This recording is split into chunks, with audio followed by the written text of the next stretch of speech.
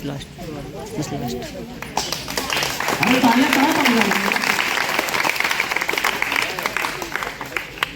सबसे पहले तो आप लोगों का बहुत बहुत धन्यवाद कि हमारे बच्चों का इतना अच्छा से आप 1 मिनट के लिए इतना मोटिवेट करके आपको देखे और बहुत कुछ सीखे ना। सीखने को मिला, क्या सीखने को मिला मैडम?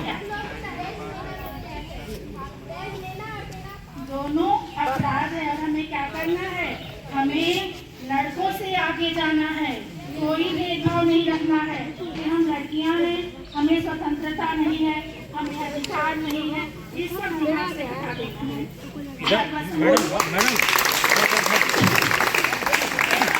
हटा देना है। हमारी लड़कियां लड़कों से किसी भी मामले में कम नहीं है ना। हमेशा आगे रहना है, आगे रह के दिखाना है। देखिए ना, हमारी लड़कियां किसी लड़कों से कम नहीं है। Thank you.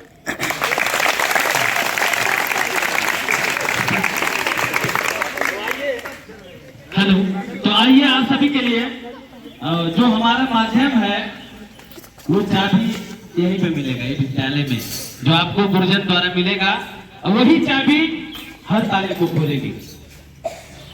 तो आइए, शिक्षा के माध्यम से आप सभी के बीच में एक प्यारी सी गीत रखूंगा। आप सभी बच्चियां से हमारे भाई मीठी मीठी ताली के साथ हमारे साथ निमाल होंगे जब कहेंगे।